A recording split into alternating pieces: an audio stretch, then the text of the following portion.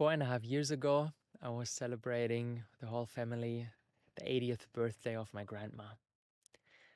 And it was so beautiful to see like how this old lady with 80 years old was thriving. Like we went on some hikes where my mom in her mid 50s was really exhausted and my grandma not at all. Like she was so fit. She was so fit. We were having a blast. It was like the amount of gratitude I felt that in this moment, all of my 4 grandparents were still alive and seeing my grandma, how she's thriving and the whole family is together and to celebrate her. That was beautiful. But then shortly after, a couple of weeks after the pandemic hit, my grandfather died. And that was totally unexpected. That was totally unexpected. It was a huge shock for the whole family. And because of the lockdown and my grandma not being able to do all the things that were exciting to her before, she was living alone. She was like caring for herself like perfectly. She went to museums and to exhibitions and to concerts, and she was reading a lot of books and spent time with friends and spent time with her children and grandchildren. And yeah, she was just like full thriving. And then lockdown hit and she was not able to do all these things, and her health deteriorated very quickly until last year. Shortly after Leona, my son, was born, she passed away. We had one last video call a couple of days after Leonel's birth, one last video call with her, and I think this is what she waited for, and then she could pass away in peace. And then a couple of weeks ago, my aunt was texting me that my other grandpa is now living in a nursing home and his health is not well. And then shortly after, I got another text saying that my other grandma was sent to the hospital because she was not feeling well. And this led me to really contemplate life, contemplate death.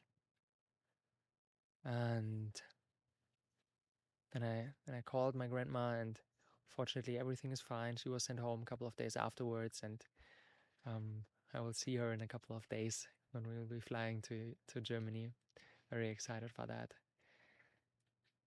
But yeah, realizing how quickly life can be over, and at the same time knowing, like, I'm deadly convinced that my other grandma passed away last year. She, like, if she would be living in her ideal living conditions, with her whole family being around, with friends being around, in nature, with a task, with something that where she can contribute to her tribe, to her society, to her community, she would have, she would live to 100. I think maybe even longer, without a doubt. But due to the lack of the due to her living in the exact opposite of her ideal living conditions during the lockdown, she passed away within 2 years, less than 2 years. And this evoked a deep sadness in me. Like, what the fuck are we doing?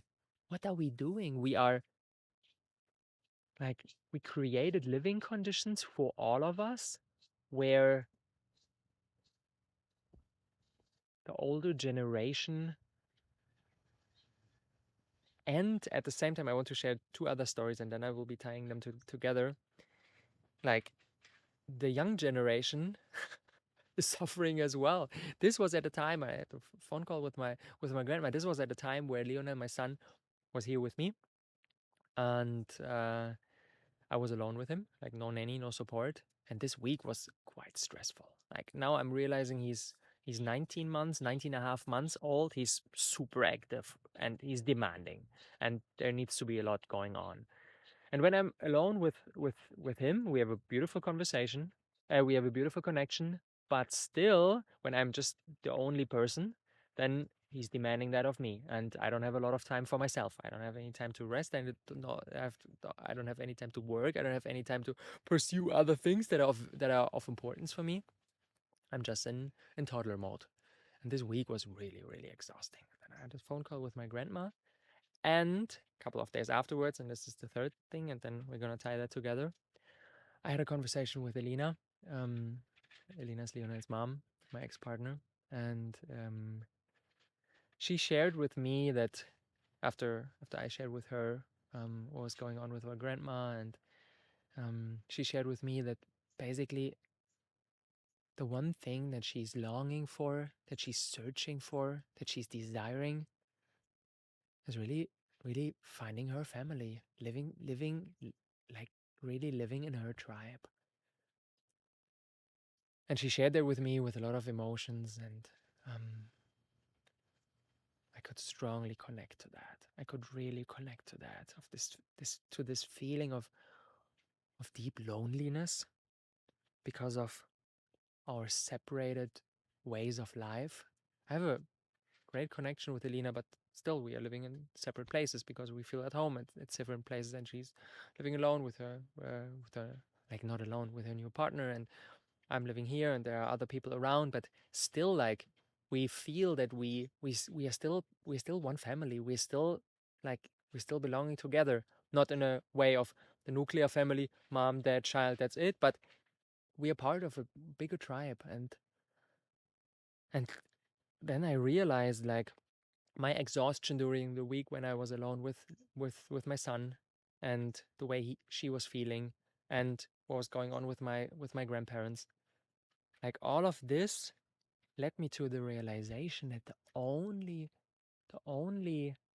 possible the only chance that we have to make it work for everybody is to actually make it work for everybody. As long as I still try to optimize, like, for my for my circumstances, without including, like, the bigger picture, it won't work.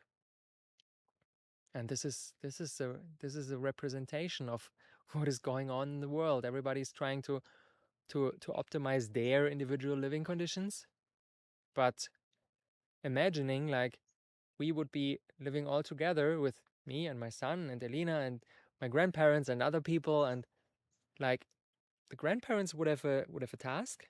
They would thrive. Like, I would have support with my son, and I could I could pursue other things that are of value for me. I'm totally relaxed. Like, Helena would have had a deep meaning, and at the same time, like, when she's alone with Leona, she's struggling as well. She's struggling more than me, because for her, like, being a parent is challenging. It's challenging a lot, and this is this is just a representation of the fucking broken system that we created. Um, and if there would be a tribe, and if the children would have each other, and if, like, there would be many generations living together, it would work for everybody. And then seeing a couple of days later, when Leona was with her again, I had a coaching call um, with a woman, like, amazing artist, like, ah, incredible woman, and she was struggling to earn money, struggling to really build her business, while at the same time having so much to give. Like, the depth of wisdom and, like, what she can serve to the world was tremendous. And I was like, how can that be? How can that be that she's struggling just because of a lack of money? And this connected to my this connected really nicely to my journey. And then seeing Elena, she's not struggling financially, she's thriving financially. She has, like, enough money, but she's struggling to raise Lionel. And when Lionel's with her, she's struggling there. So like everybody is struggling on a different level. Like everybody has certain strength, certain gifts that they can offer, that they can bring to the table, that they could contribute to a tribe, to a community. But in other areas, there are weaknesses. And the fundamental problem that we created nowadays in the way we are living is that we created a society where everybody needs to be everything, where you need to be good at earning money, where you need to be good at raising children, where you need to be good at uh, good at like building strong relationships, where you need to be good at uh, entrepreneurship, where you need to be good at like getting all the structures of your life right, and uh, uh, filing your taxes in time, and so on and so on and so on. So these are like these are so completely different skills, and we are demanding of each and every one of us that they are good at all these skills. But in reality, the division of labor is what enabled the rise of humanity. It's what enabled to be where we are right now. Because someday, back in the past, like human beings began to realize, oh, I have certain strength, and if I just focus on these strengths, I'm maybe good at carpentry, or I'm good at growing food. I'm good at whatever. And if I just focus on that and other people focus on their skills and we can share all that, wow, we are so much more powerful. And everybody is in their zone of genius. And life is much easier compared to me trying to build my own house and growing my own food and raising my own children and so on and so on and so on. So this is this is a prerequisite for the ascent of humanity. But somehow this got in a direction that is not serving us anymore. And I was really contemplating why that is. Because where we are coming from is living together in a tribe, like pre-monetary times, living together in a tribe, and everybody just contributes their gifts and puts them on a table, and it works for everybody. There are people who are more skilled at uh, at cooking. There are other people who are more skilled with the children. There are other people who are more skilled at building weapons. Other people who are more skilled at renovating the house, whatever. And it worked for everybody. And you just contributed your gifts, and because of you contributing your gifts, you received the gifts of everybody, and it was just beautiful. Because this is where we are coming from. And then we invented money. And like today, the only the only skill that truly matters is your ability to earn money. Because what gets most valued by society is being good at earning money. If you have a lot of money, you get recognition, you have status, and money is like being able to earn money is the one skill that enables you to trade for everything else. If you're good at earning money, you can pay somebody to cook for you, you can pay somebody to raise your children, you can pay somebody to make you healthy, you can pay somebody, and so on and so on and so on. But through that, we created a setting where we value this skill of being able to earn money over everything else. And this creates a lot of problems. When earning money is the primary driver, because you are living we're living in a disconnected setting where you don't receive the gifts of all of your other tribe members. We are just isolated. We are just living by yourself. And earning money is your strategy of getting everything else and having safety, having security, because you don't have the safety and the security of your tribe anymore. Through that, we created the mess that we are living in right now, because everything is converted into money. Rainforest is converted into money. Like, yeah, everything that's going on right now that we see on the planet is a result of valuing money number one priority, and number two priority, and number three priority, and so on and so on. And therefore, people who are good at earning money, at the skill of earning money, they have a tremendous advantage over everybody else. Like, as I said, the coaching that I have was with a woman. She was so wise, and she was incredible artist, and like so many gifts, but like earning money, optimizing for financial capital is not her primary skill, and that's why she was struggling. And this these incredible gifts that she could bring to the table could not be really fulfilled, could not be really given, because of the bottleneck of money, because of the bottleneck of her not being able to live in the place where she wanted to live. And like, this is broken. This is so broken. We created this consumption lifestyle. We created this consumption society where we focus everything on money, and through that, we devalue everything else. And then we have this archetype of the struggling artist, somebody who's really good at painting, but not good at earning money, and therefore living a miserable life. But what if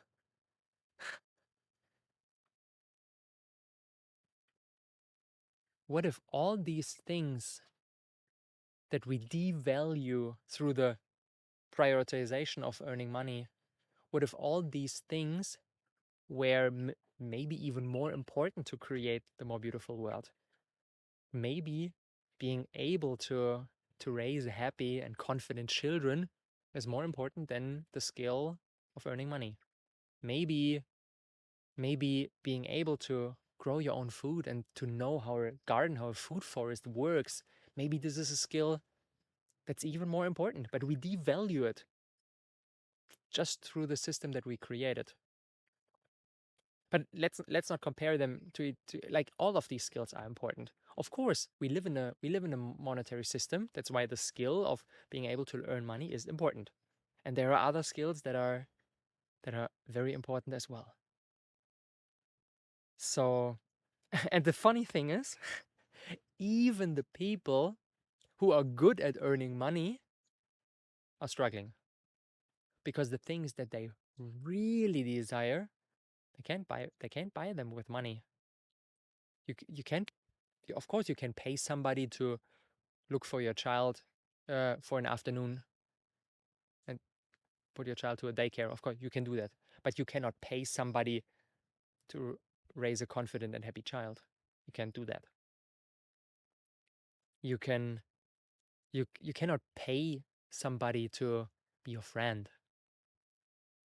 You can try, but real friendship, real connection, real family, real tribe, like the things that we truly, truly desire, we cannot pay them with, we cannot pay for them with money. We cannot buy them. So even following the money and trying to become good at the skill of earning money is a trap. Because if we focus everything on that, because we think we can trade everything against money, it's still a dead end. Because what we truly desire, we won't get.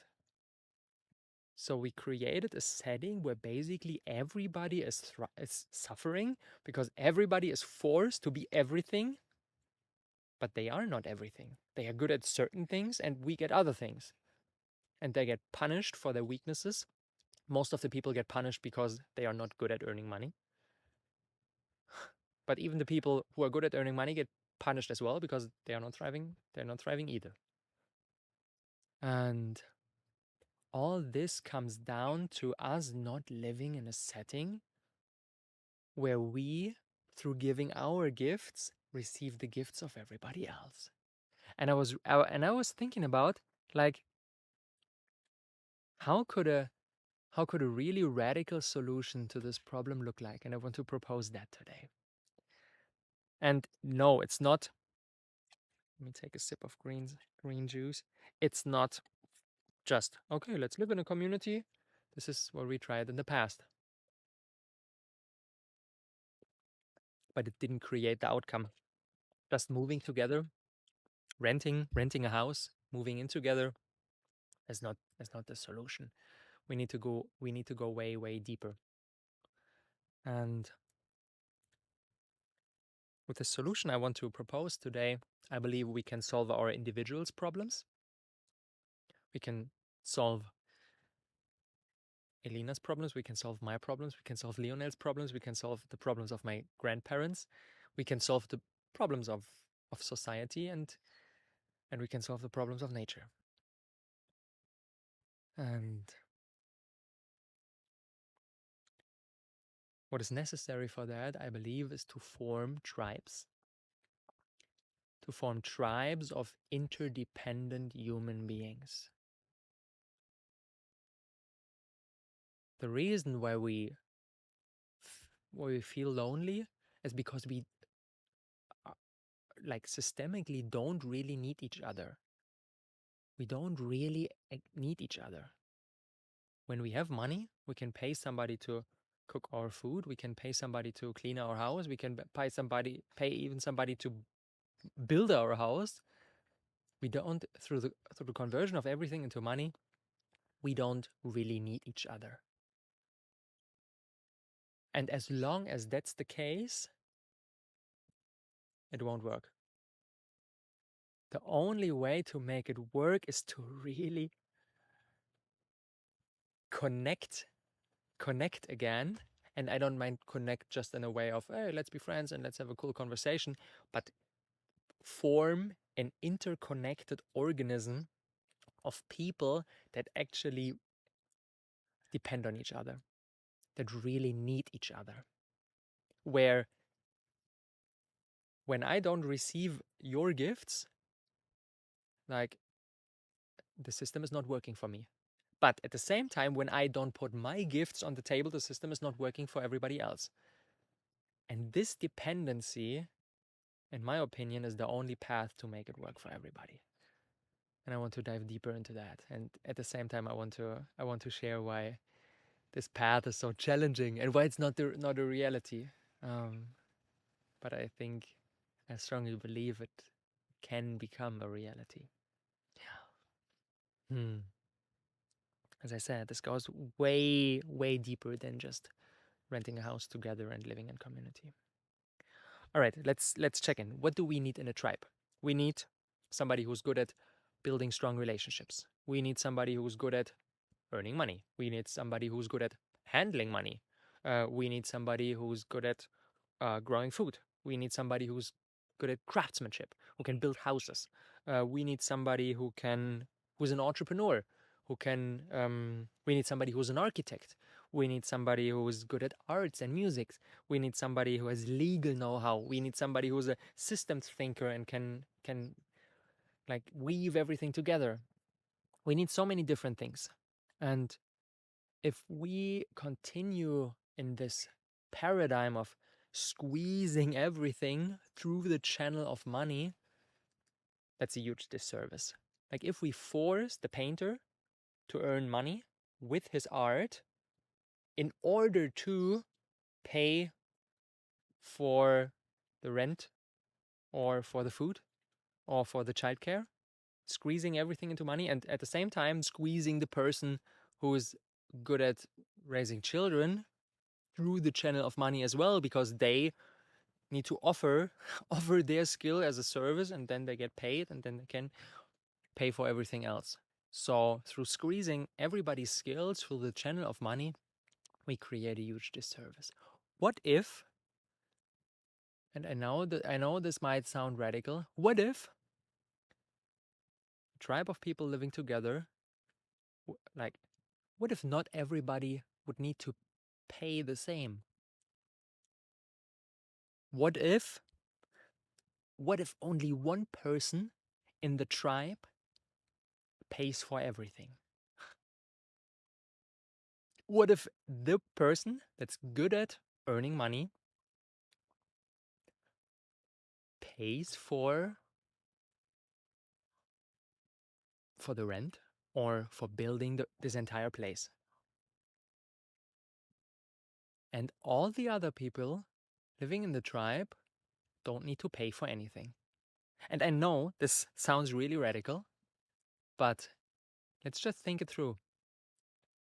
What if there's like one person who's really good at earning money, who has millions on the bank account, and for him it would be super easy to say like, okay, let's build a beautiful place for our tribe. And in return, they like our our own feeling of is that right? Is that fair? Maybe maybe things that the other people will just take advantage of the rich guy. But what if through him putting his gift, the skill that comes really natural for him, like earning money, what if he puts that to the table? He receives the gifts of everybody else. And then the other person supports him with raising his children. And the other person cooks dinner for everybody. And the other person, like, physically builds the houses. And everybody is 24/7 in their zone of genius. And doesn't get forced, like, to squeeze himself or herself through the channel of money, but they leave the monetary paradigm behind more and more. And of course, money in the world that we are living in right now is a valuable resource. Is something that is important.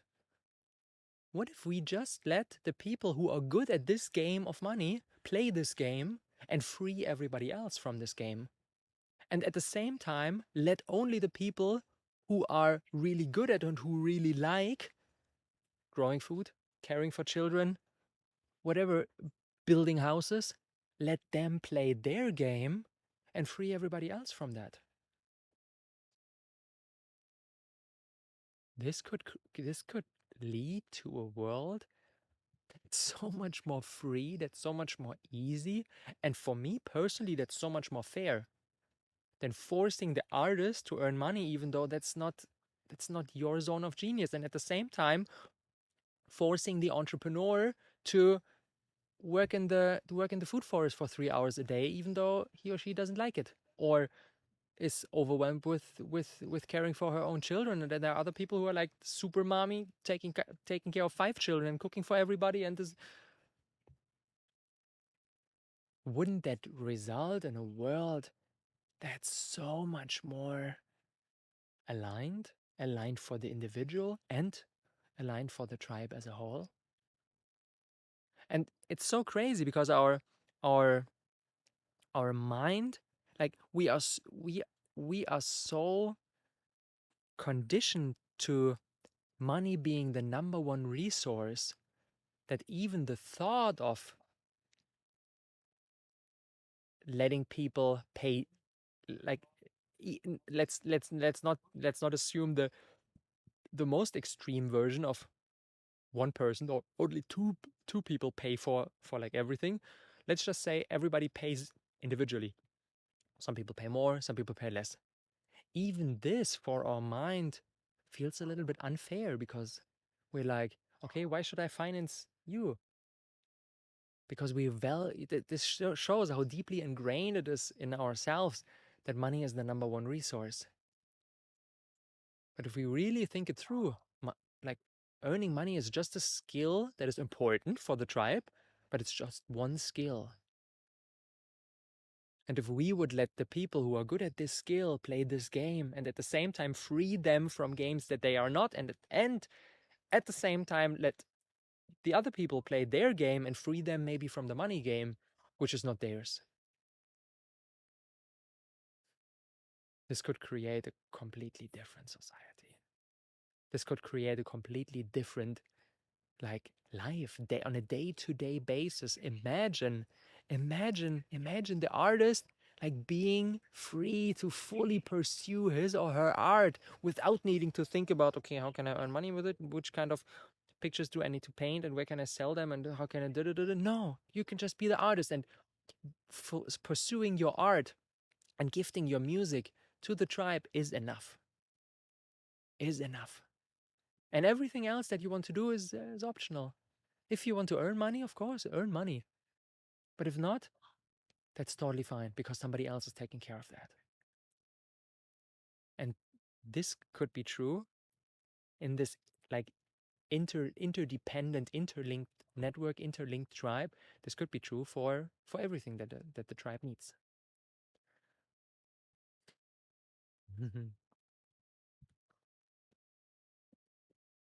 And I think when we connect with that on the soul level, we feel the truth in it.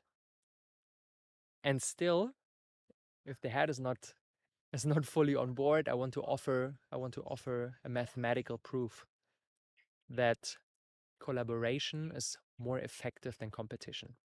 Right now, how we are living, we are all in competition with each other for money.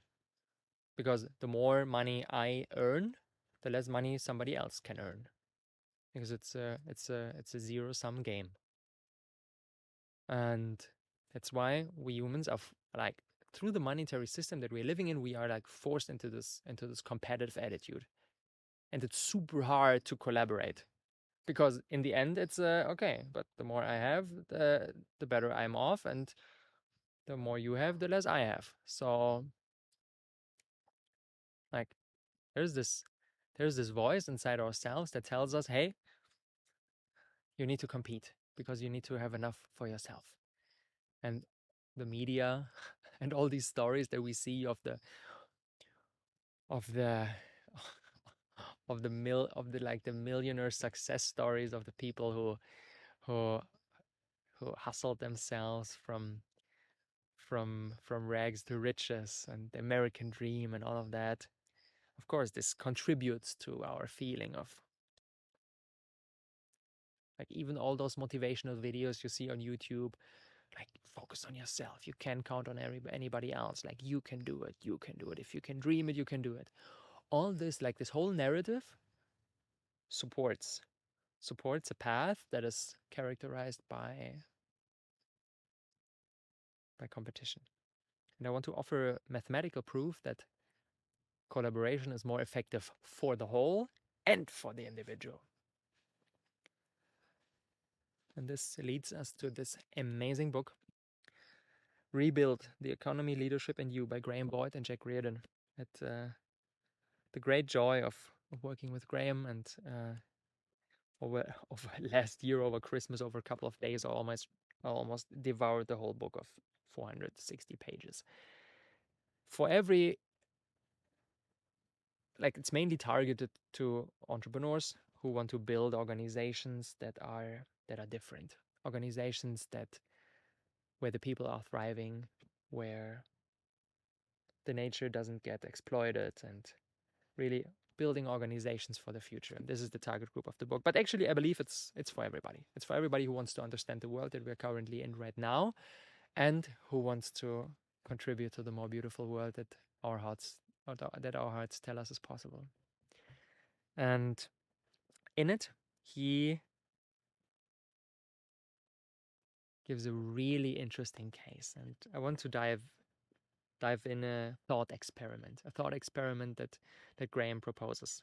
In this thought experiment, there are 100 companies, and each of those 100 companies starts with $1,000 as their starting financial capital. And then each day they toss a coin, and if the coin lands heads, they raise their capital by 50%. And if the coin lands tails, then they lose 40% of their capital. And of course, it's just a thought experiment. No business tosses coins, but it closely resembles the day-to-day life of any corporation. Either you succeed, you win a new client, and you make money on that, or you work And you need to, of course, pay the salary of your employees and all the material and marketing and so on. And you don't land a new client, and your capital gets decreased. And like at first glance, this would seem like a pretty good deal. Okay, if we succeed, then we raise our capital by 50%, and if we don't succeed, it gets lowered by 40%. If we would do that like once, it would be a bet that I think almost everybody would take, because we can win more than we can lose. Sounds like a pretty good bet. But the thing is, and this is really counterintuitive, and this stretches our minds, if we repeat this bet over and over and over again for, let's say, 365 days or 365 business cycles, then this leads to, and let's dive into the figure. It's so crazy. The first time I encountered that, I was like, wow, wow, wow, wow. We see that after 365 business days, business cycles, only 8 companies survived. 92% went out of business.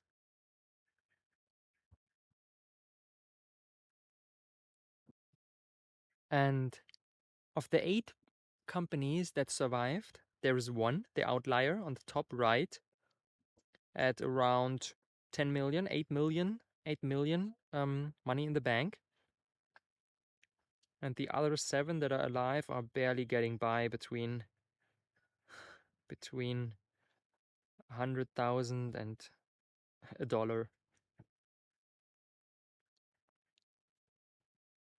And this closely resembles the reality of how venture capital funds work.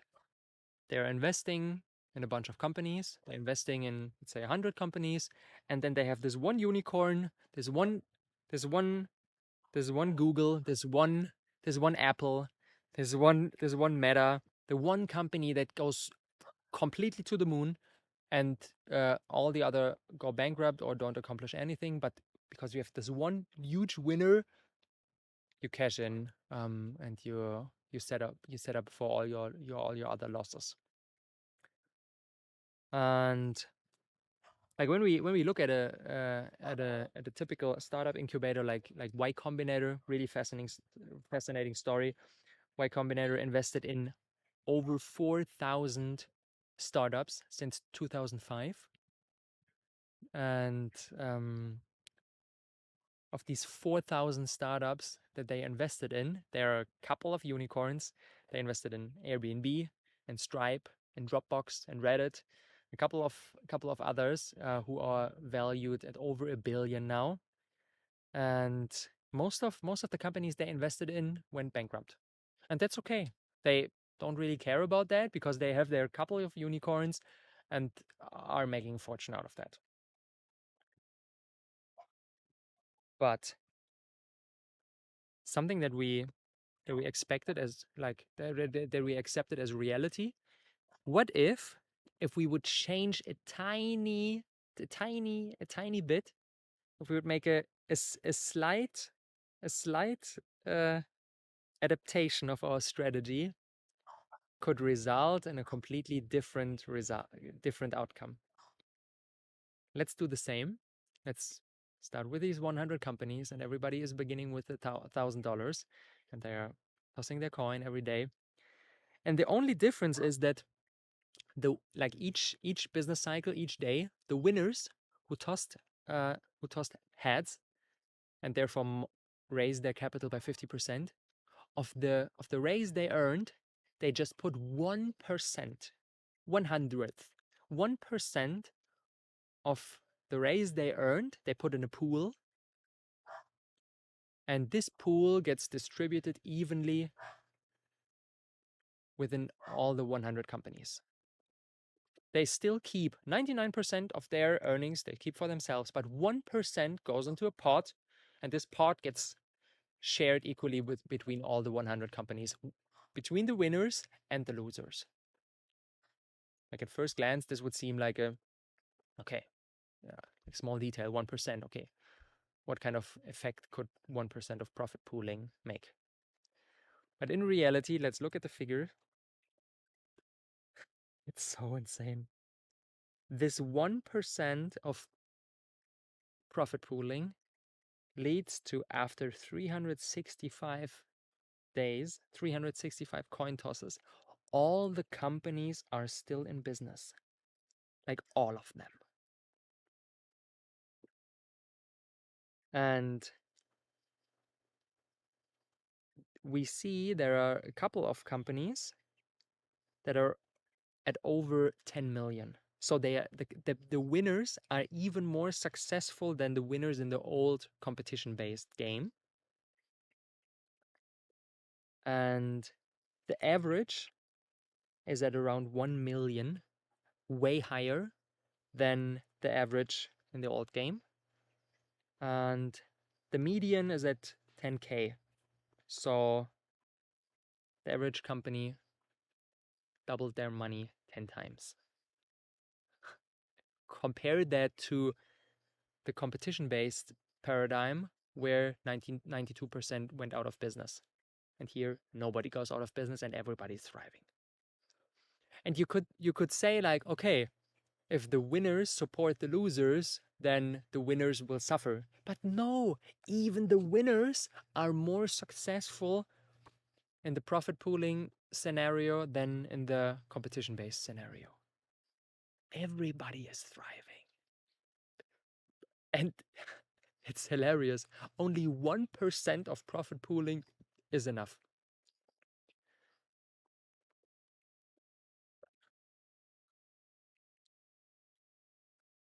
And the funny thing is that in this scenario, we only look at it. We only look at financial capital, and we think, like, okay, for the investment fund, it really doesn't matter if there are two companies and each is making 1 million, or if there are like just one company making 2 million and the other one going out of business. For the investment company, that's okay, doesn't really matter. They are looking for the 2 million return. But in the world that we're living in right now, in the meta crisis, like with everything, with the climate change, that's that's escalating more and more, and with the people getting more and more sick, and like with everything that's going on our planet, and species are going extinct, and like the addiction is on the rise, social media addiction, and so on and so on. There are so many different issues. So we don't need to we can't optimize for only one thing. As long as we optimize only for money, the system is broken. Of course, it's good to optimize for money, and at the same time, it's good to optimize for nature. It's important to optimize for children. It's important. You see the similarities to the tribe. Like, if we embrace this multi-capital viewpoint where we value all the different gifts, like maybe some company is thriving financially a lot, and then another company is regenerating the Amazon rainforest, and then another company is raising the children, and another company is building ecological houses. So you see the similarities. And that's why I chose this example, because I find it so fascinating that what is going on the micro level is the same that's going on the macro level. We are living in a world where we compete or we collaborate. And if collaboration works on a big scale, on an economic, like, imagine like VC firms changing their approach to what Graham proposes, and don't invest and don't try to find the next Airbnb and don't care for everything else. But if companies would really incorporate as an ecosystem and would be a part of each other, would form an interlinked, an interdependent ecosystem where it's not just, okay, hey, we share like 1% of our profit, but we maybe share like everything. Maybe we have like one bank account, one bank account for multiple companies. And this is the same that I proposed on a micro level for a community. And we let the companies that are good at earning money, let them earn money. And we let the companies that are good at regenerating the rainforest, let them regenerate the rainforest. And if we have a multitude of different companies, the same, and we have a multitude of different people in a community, it's the same. Then everybody is thriving, and everybody is better off in the end. And I want to share what Graham's definition of a tribe or of an ecosystem when you look at it on a company level. I want to share what his definition is, because and this shows why traditional communities like we started them with our Thrive villages, why they don't work, why they don't go far and like deep enough. Graham says you need shared DNA, you need shared metabolic pathways, and you need interspecies co-governance. What is that?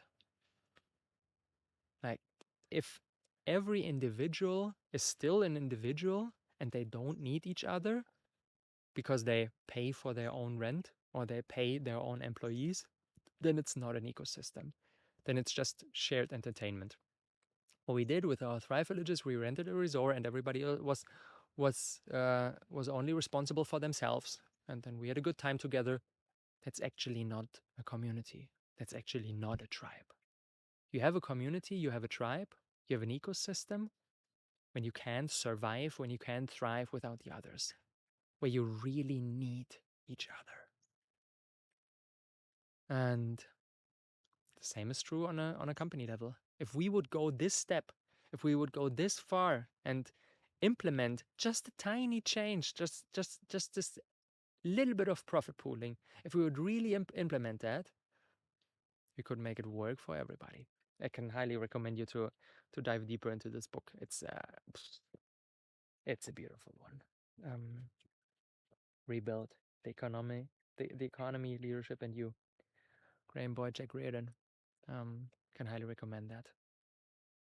So as long as each company can be removed from the ecosystem in an instant, if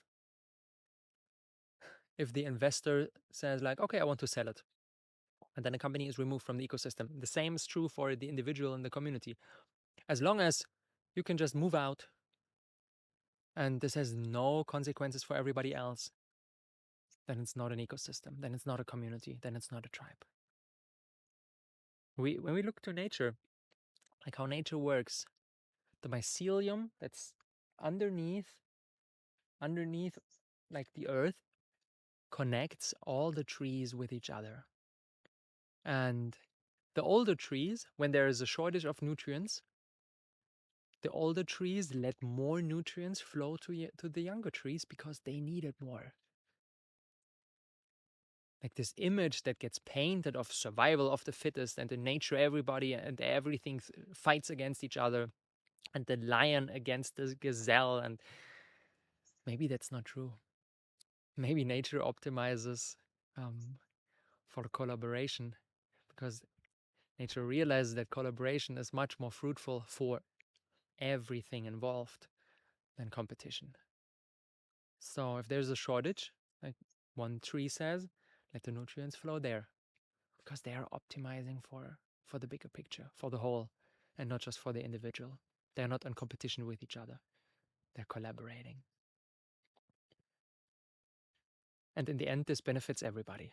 It's so interesting that in our heads there's only there are only two scenarios. Either, okay, we compete and then the most successful ones win, or we collaborate and then this would be nice for the whole, but the winners in the previous scenario would suffer because they, like everybody else, would be just super lazy and would chill, and they pay for everything. This is the scenario that our heads create, and maybe this is the scenario what will be in the heads of the people who are good at earning money. They say like, why should I pay for everything? the others will just like chill by the pool, and I will pay for everything, and they will take advantage of me.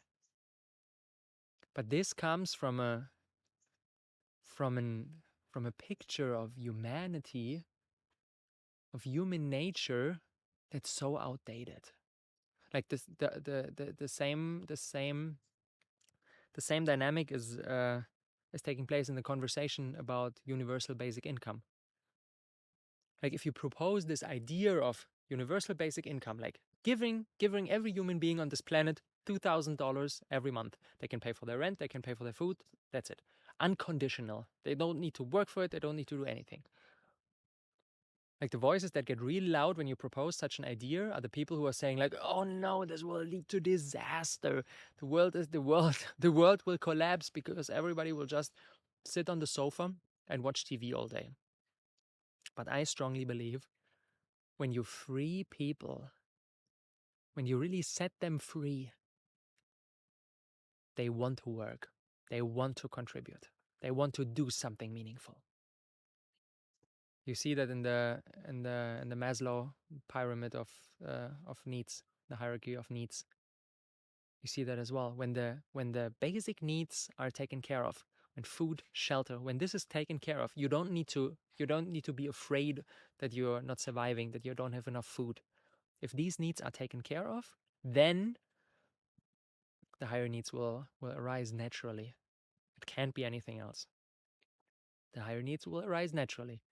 And then you want to contribute, you want to ascend spiritually, you want to develop, you want to become the best version of yourself. So I believe a strategy like that, setting the artist free from the shackles of money on a small individual tribe level or in a big universal basic income whole of society, whole of humanity level. I believe this has the potential to really really set people free. And this doesn't need to lead to, and we saw that in the thought experiment, this doesn't need to lead to robbing from the rich people in order to give to the poor. Life could become so much more beautiful for the rich people as well. Because, yeah, you are paying for your tribe. You are paying for all the people who receive the universal basic income. But therefore, you get to live in a world where you receive from all the other gifts. Where you get support with raising your children, where people cook your food, and where people build your house, and so on and so on and so on. Where people paint beautiful pieces of art, where people make music, where people, and so on and so on and so on. I strongly believe that old story money, people who got rich, like in the old competition game, is an invaluable ingredient to build a more beautiful world. Of course, like to build houses, to plant food forests, to regenerate the Amazon rainforest, to do all of that, we need money. Like in the world that we're living in, we need money. And one essential ingredient is the old story money. People with competition-based consciousness earned a lot of money and now they have it. And now they change their minds and they realize, oh, actually, I don't want to continue in this old paradigm. Let's build something new and I want to contribute as well. Like this is key. Like imagine building these tribes, how many people you, as someone who is good at earning money, how many people you could set free from the need to earn money, and at the same time like it's like I have so much wonder and gratitude and just awe for how the universe works and how, yeah, because like my my connection with Elena is exactly that. The moment we, and I strongly sense that this is happening right now, the moment we really realize the gifts that we can bring to the table and what can be possible out of our co-creation, like the moment we realize that, magic can happen. And we were not able to do that in the past. We tried to, but we were not able to do that in the past. And through my personal journey and through Elena's personal journey, that both got way accelerated after we split up. Um, I think this leads us to a point right now where we are able to really unite our gifts. And yeah, she's the like I strongly sense that this is the reason why she's in my life. She's the personification of the old story money. Like she earned a lot of money over the past years, and um, now she is not playing the same game anymore. It just doesn't feel right anymore, and she's looking for ways to do good things with her money and to contribute that. And like there are so many Elinas in the world. There are so many Elinas who have the means to set so many other people free, and not because of hey you're a good person and you give to charity, you give to whatever. No, you for yourself get the more beautiful world because you get support with your children. You get support with like you have your tribe. Wow. Wow, wow, wow. I see this as a whole big puzzle piece. I see this as a large puzzle piece where every piece of the puzzle is completely unique. And if each one of these unique pieces tries to be everything, tries to earn money, tries to raise children, tries to cook, tries to paint, tries to make music, and so on, like all of us are suffering. But if we realize how perfectly we click into each other, then life in an instant becomes so much more easy, so much more effortless, so much more flowy, and all the problems disappear for everybody. And I know this is a radical proposal, and that's not easy to implement. But the moment I realized that, how perfectly we click into each other, if we would really allow that, and if we would come from a place that the only way to make it work for me is to make it work for everybody, and as long as we all stay in the game of, I want to optimize for myself, I want to make it work for myself, the longer we stay in this game, the longer we postpone making it work for ourselves. And if we would realize, I'm not, like, I'm not able to do it, all of it. Like, there are certain things that I'm not good at. And that's okay. Because if I would be good at everything, I wouldn't need anybody else. But we are here to form community. We are here to form ecosystems. We are here to form tribes. We are like we with our perfect, imperfect puzzle pieces that we are here to click into each other. And if we begin doing that, then we really change something. But thinking that if we run our own game, like even if we start our own business, even if we go into spirituality, even if we like uh, do all these things, but still living in our own apartment just by ourselves, trying to get by, trying to raise our children, like it's not deep enough. It won't work in the end. You will suffer, your children will suffer, like it won't work. The only way to really thrive collectively is if we give up this individual pathway to step into a completely new game. I get chills when I say that. Because this idea truly has the potential to change everything.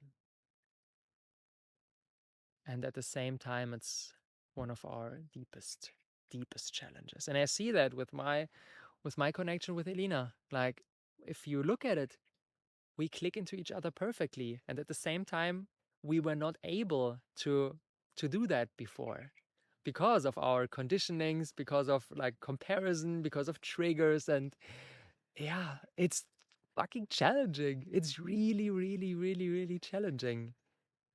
Yeah. But the recognition of what's going on and giving up, for me, it's really deep surrender. It's a deep surrender. I really, like a couple of weeks ago, I gave up making it work for me and for Leona. No, it's it. I can't do that. I can't do that. We need mommy. We need grandma. We need friends. We need like granddad. We need the little children. We need all of us. And that's why currently I'm in the process of trying to bring my whole family to Bali. In January, my dad and his wife will visit, and trying to get my mom here as well. Like I was joking. I was joking a couple of days ago with Elena, and we were like, okay, like we need to wake people up. We need to really crush the system. We need to really crush the ego. What if we would build a community where I so love this scenario because it's the perfect metaphor for the new paradigm. What if we would build a community where there's Elena living with her new partner, and there's me living with my new partner, and Lionel, our child, and then my dad and my mom, who divorced when I was 2 years old, and since then they don't have any relationship. What if what if we could unite them as well, and they could live in a community together, and then the grandparents, and then Elena's family, and then other friends of mine, and then everything is interconnected. This is the new paradigm. This is the new paradigm. Everything else is separation. Like, yeah, Elena and I, we are not a romantic couple anymore. And so what? Like a couple of days ago, we did a trip to Ubud, and we were staying at an Airbnb together. Like Elena with her new partner, Kinam. I like him. He's a good guy, and we had good conversations. And everything else is just no, just no. Like me being jealous or whatever, or her being a little bit awkward because of her new partner and so on. No, fuck that. Fuck that. We need new paradigm on every level. And this begins with letting go of our ego. And the ego game is the same. It's exactly what is underlying.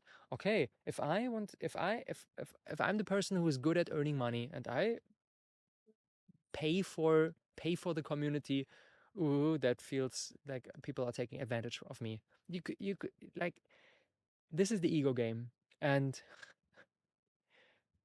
everybody could tell the same narrative to themselves. Like, who the super mommy who's good at raising children, and all the children are coming to their house and they're cooking for them and whatever, they can say the same, like, oh, like your children are the whole day at my place, da, da, da, da, this feels bad. The long as you are clinging to your gifts and you are not fully gifting them to the community, then you are not free. Then you are in pain. Then you are suffering because you are not the perfect puzzle. You're a puzzle piece of the bigger whole. You're not the whole puzzle. Don't don't try to be the whole puzzle. You are not the whole puzzle. You're a piece. You need to click perfectly into the others. Yeah, but yeah, this requires letting go of any ego bullshit. Hmm. Yeah. The more everybody and every company can fulfill its true purpose without needing to be anything, without needing to be everything. It's interesting when I look back into my past. When I was a teenager, I played Magic: The Gathering. They were my nerd times. Trading card games. I went to the German championship and so on. I was really crushing it. I was like one of the youngest, and it was a nice time. And then I had a friend of mine, and he was playing the same game, and I approached him and said, like, hey, let's put all our cards, like the cards that I own and the cards that you own, let's put all of them together, and then they are our shared property. And he was like, okay, yeah, sure, let's do that. And this benefited us both because I had access to his cards, and he had access to my cards, and like we were thriving both. And but nobody during that time did that. Everybody was like, okay, these are mine, and you can You can get one of mine, but therefore I get one of yours. And we two were like, no, fuck that. Let's throw them together. And this benefited us both. And yeah, it can be a simple step, a simple but quite challenging step, as to have a shared bank account with a couple of friends. Like the first step could be have a shared bank account with your partner. A lot of people are already doing that, which is nice, which is like the smallest form of an ecosystem. One of the partners maybe is better at earning money than the other. Okay, let's do that together. And therefore the other person is better at cooking, whatever. But let's expand that. Let's expand that to a bigger realm, and not just because in a nuclear family, mommy, daddy, child, this is not a tribe. This is too small. That's why we are suffering, because it's not enough. We need grandpa. We need friends. We need cats. We need, and so on and so on. We need everything. Let's expand that. What if we would have a shared bank account with our 5 best friends? And then it's exactly the coin toss experiment. Like one of the friends is thriving financially a lot, and they are bringing in a lot. And then one of the other friends is currently, they lost their job and they are suffering. But they are not suffering because they are supported by the others. And then a year later, like the person who just lost their job, then they are suffering because they got a new job and it's super well paying and they can support the others. It creates so much more resiliency and so much for freedom for everybody. So this could be a step that we could take. That's a step towards universal basic income. That's a step towards tribe. That's a step towards living a more interlinked life. But yeah, that's only on the financial level. In reality, we need to do it on every capital. Like this, that's why I love Graham's multi-capital approach. Because as long as we optimize only for financial capital, we are doing a disservice and we won't be able to solve the meta crisis. We need to optimize for financial capital, and optimize for natural capital, and optimize for human capital, and optimize for intellectual capital, and optimize for cultural capital, and so on. And that's why this multi-capital approach is super important. And as long as we are only optimizing for money, we won't make it work. We need to optimize for money, and we need to optimize for raising children, and we need to optimize for growing our own food, and we need to optimize for building houses, and so on. I think you see how the microcosm, the small tribe, is a representation of the macrocosm. And as long as we stay in separation in the microcosm, we will stay in separation on the macrocosm. Things like universal basic income, I believe, can only be implemented if we make first changes on a small level. Yeah. But yeah, maybe I'm wrong. Maybe making a big change on the large level will solve everything. I don't know. But as long as we don't have any universal basic income yet, let's build tribes. Let's build interlinked tribes where everybody puts their gifts on the table and in return receives from the gifts of everybody else. That's a scenario that is really beautiful for me. And I believe has the power to heal the world. Because yeah, let's face it, most people are not good at earning money. Most people are not good at raising children. Most people are not good at growing your own food. Most people are not good at art. But some people are good at earning money. Some people are good at raising children. Some people are good at growing food. Some people are good at painting. Some people are good at singing. Some people are good at carpentry. Some people are good at building beautiful bamboo houses. Most people are not. But we don't need most people to be good at this as long as we have some people who are sharing.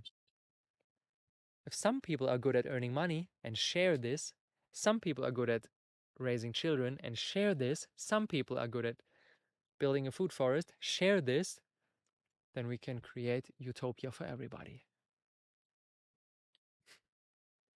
But as long as we stay in separation, and the people who are good at earning money, keep it for them, and the people who are good at raising children, keep it for them, and the people who are good at cooking, keep it for them, and we force everybody through the tunnel of of of money, like squeezing everything through money, then we perpetuate the status quo that we have right now. A really beautiful story that I read a couple of days ago. I'm currently studying the biography of Leonardo da Vinci. Ah, I love that. This guy, like in the 15th and 16th century, he was so ahead of his time. If he would have lived now, I believe he's one of the universal geniuses of history, and studying his biography is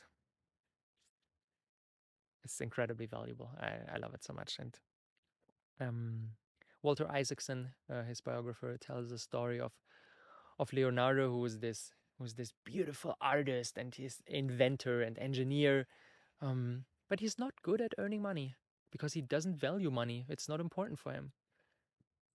But then there is a setting where the Duke of Milan, Ludovico Sforza, is the nowadays you would say the president, um, the president of the city of Milan, um, invites Leonardo to live with him, to live at court, and he pays for him. He pays for his accommodation, he pays for his food, and he pays for space that Leonardo can have his assistants and his students there as well.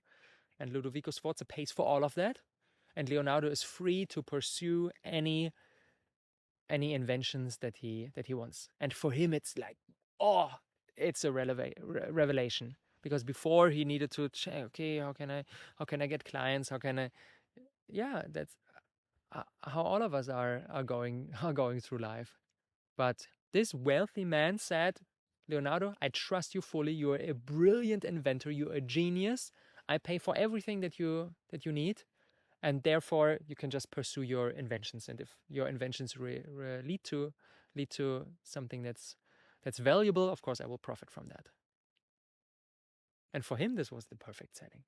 And as I read that, I was like, oh, a part of me was envious of Leonardo. Although I built businesses for the past 10 years, like my deepest truth is what I'm doing here, like seeking truth and following big ideas. And I like business, but if there would be somebody who would say to me, "Hey, Robert, you don't need to worry about money. You don't need to worry about anything. Just follow your crazy ideas wherever they may lead. Everything else is taken care of." I think I would accept this deal, because I can be like full 100% in my zone of genius. A couple of years ago, I wrote in my journal. I read that. I read that recently. I wrote in my journal, Robert, you're a professional book reader. I could consume content, books and podcasts and so on. I could do that for 5 hours a day and weave everything into my meta theory of how the world works, and to fine tune and hone that over years and years and years, and then drop that. And this would be my contribution to the more beautiful world. And then there are other people who are their highest passion is optimizing resources, optimizing financial resources, and then they should build their businesses. They should build the businesses. And then there are other people who are super good at raising children, and they are with children every day, and so on and so on. I think you get the message of today's podcast episode. Oh, mm. Wow, wow, wow, wow, wow, wow. What is required? Let's tackle that as a last task for today. One last green juice. Today's episode was pretty exhausting. Wow. It went to the essence. Went really to the essence. Mm. I'm hungry now. Oh, what is essential? What do we need to implement everything that we talked about today. We need to embrace long-term thinking. This is something that we lacked in our first community experiment with the Thrive Villages. We lacked long-term thinking. We rented a resort for 6 months, and then people signed up for 6 months. But in month 2, people were already thinking about, will I extend, will I leave, and so on. And that's why we sabotaged the big picture and what everybody was really looking for. Everybody was really looking for community, for my tribe. But through the lack of commitment, through the lack of, okay, let's think in 5, 10, 20 years. Because if we think only short term, of course, all of that is not possible. If I don't know whether you will be my neighbor, no, I won't pay for your rent, and you won't care for my children because maybe you are not there anymore tomorrow or next week or next month, and you will take advantage of me. But if we really know that we will be neighbors, that we will be tribe members for the next decades, and our goal is to, like, I have the vision that we're building a tribe, we're building a community right now, and Lionel, my son, like, his children will be born into the community as well, and they will be friends. Like, he will grow up, he will form friendships, and then their children will be again born into a community and will be friends as well. And that's a really powerful image for me. I hold that closely to my heart. But of course, something like that we don't know in today's society. Like, who of us has really strong ties with their childhood friends? Me not. And that's really sad. Imagine growing up together for 20 years and then having children together and their children, and then our children are growing up together again. This is something that I want to create, but this requires a lot of long-term thinking, and yeah. And of course it requires a location that cannot be that is, it cannot be on a rent level. It cannot be on, oh, will I stay another month or not? No, we need to build. We need to build. We need to deeply, like, profoundly connect with the land. We need to build our own houses. That's why recently I got more and more into permaculture and into food forests. And this is like planting a tree. This is an investment that is on a 10-year, 20-year frame. Like, I love durian so much. I eat a lot of durian here. And then learning that these durian trees were maybe planted by somebody with the intention of, my children will be the first to eat from that tree because it will yield fruits in 18 years. This is the kind of long-term investments that we need to make. And our connection with nature is a beautiful metaphor for that.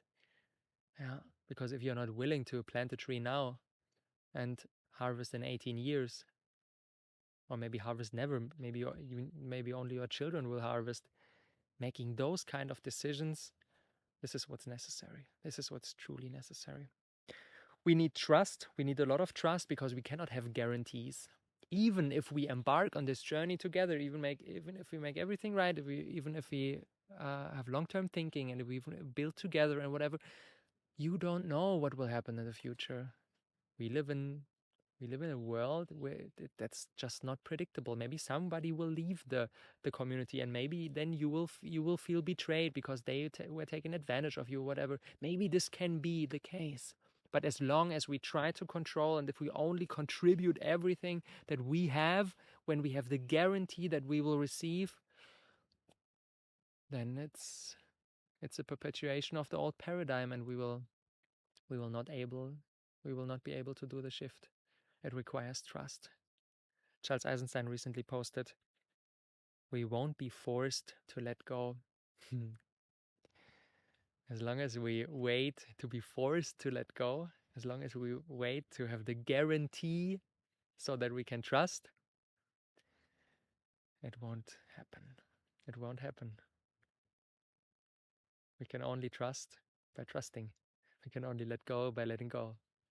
without having full security, without having full guarantee. Yeah, but we can do steps and realize that it's not so scary as our ego tells us. Yeah. It's ultimately a letting go of the ego. It's ultimately a letting go of the separation. And this requires trust. And I know it's yeah, yeah, there's a fear there's a fear that if we truly depend on other people, that if we form an interlinked organism where we need all the others, this is fucking scary. In our world that values independency and freedom, like as long as we value these things so much, we can't make the transition. We need to come to a point where we value connection, truth, beauty, joy. We need to value these things more than we value freedom and independency. Yeah. And to say that, I'm not advocating a primitive life. Like, I recently watched a video that really touched my heart, a video about the Menta White tribe. It's a tribe here in Indonesia, off the coast of Sumatra. The feeling that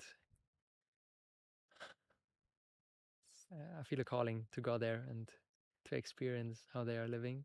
Let's see if this opportunity unfolds anytime in the future. I watched a video, documentary about them, and they are truly living a primitive life, like really, really primitive life. And I'm not saying like abandon all technology. People always comment on YouTube, yeah, if you want to live in a tribe, get rid of your MacBook. We don't need to get rid of the MacBook. We don't need to get rid of smartphones. No. Like the solution is not to abandon all this technology that we built. It won't work. Like we won't do that. Spiral dynamics shows us that. Like going back to stage purple, um, to a life that's characterized by where we are coming from, like this real, like the gifts of this purple consciousness, of this tribal consciousness. We lost touch to these gifts, and I'm advocating reconnecting to these gifts, but on a level where we don't abandon everything that came since then. We don't need to abandon orange consciousness, entrepreneurial. We don't need to abandon blue consciousness, structure based, and rules and society and so on. We don't need to abandon that. And actually, this whole world that we are living in right now, with over 8 billion people and all the complexity, like the meta crisis that's going on right now, requires us to not go back, because if we like no, we are not able to fix the global issues if we just go back. We need to integrate. We need to integrate this purple tribal consciousness and connect that with with all the with all the discoveries and all the technology that came since then. And this is yellow. This is yellow consciousness. This is systemic thinking. And that's quite challenging. This is what I'm trying to do every day. Weaving all the parts together, knowing that no matter how much I learn, no matter how much I know, there's so much more to learn, so much more to know. And this constant search for truth and the implementation of that, this is the journey. And I love that so much. I don't have all the answers. I'm not living in the utopia that I presented today. It's just an idea. And my contribution to the more beautiful world is sharing that and speaking up for that and offering potential solutions. And then I need other people who say like, wow, I have the money, let's do this. Wow, I have these skills, let's do this. I have these skills, let's do this. Let's put everything together. And I strongly feel that this is something that is emerging right now. I'm connecting more and more to people. And Lena is a part of that. Grandma is a part of that. My son is a part of that. Beautiful friends are a part of that. I strongly believe that it's coming together, but it will take some time, and it will take a lot of personal growth to make it happen. But maybe this can serve as an inspiration for you to to let go of boundaries and to let go of this image that you need to make it work for yourself. You need to. No, you can't make it work for yourself. We can only make it work together. And what is true on a micro level is true on a macro level as well. Like seeing how all the nations responded to COVID-19 is a perfect metaphor for what's going on. Okay, shut down the borders. We are making it work for us. Like, okay, we as Germany, as long as we shut the borders and we can make it work for us. But what is going on in the Netherlands or in Poland or in Austria, it's their problem. As long as we perpetuate this paradigm, as we continue on this path, we are doomed. Humanity will go extinct, I'm very sure. Imagine reacting to COVID-19 in a completely different way. Imagine all nations coming together and say like, okay, no, we are not optimizing just for us. Let's optimize for the whole. What is actually good for the earth? What should we do? Let's get to work together. This is the approach that we need. This is the only way to build those tribes, those interconnected tribes, where it's working for everybody.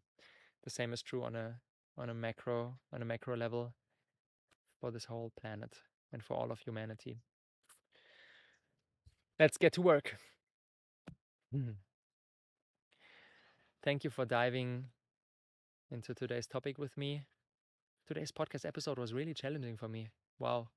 When I look back into the past 2 hours, it was difficult to put across what I wanted to put across. Before I started recording, I made some notes. I was really daunted. I was really like, oh, a part of me didn't want to record this episode because it was so complex. And I still feel like even after recording, I don't know, maybe already 30 hours of podcast episodes in English, it's not my native language. Like German is my native language, and there's still this feeling of I can't. Sometimes I don't have the words for what I want to say.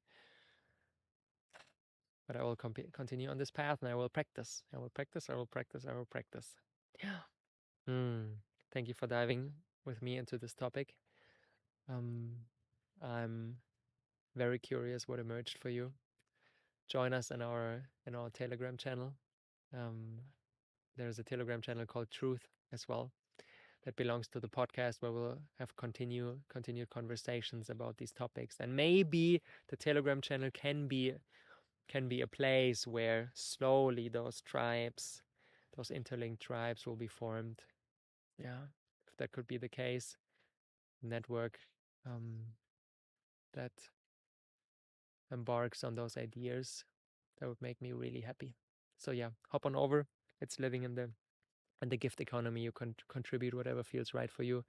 The link to the Telegram channel is in the show notes. And starting with this episode, um, I I'm sharing not only like my words in video or in audio. We're creating a handout for every podcast episode where the essence is digested, and this could potentially help you in really tackling this whole complexity. Yeah, you can download that for free. It's in the Telegram channel. That's it for today. Wow. I'll be enjoying a durian now. And giving myself some rest after this intense ride. Yeah. Very open right now. Very open, very grateful. At the same time overwhelmed. How to bring that into reality. But that's not what I'm here for. I'm not here to do everything. I'm here to do my part. And then let's see which other puzzle pieces will emerge with which I can interconnect. Thank you.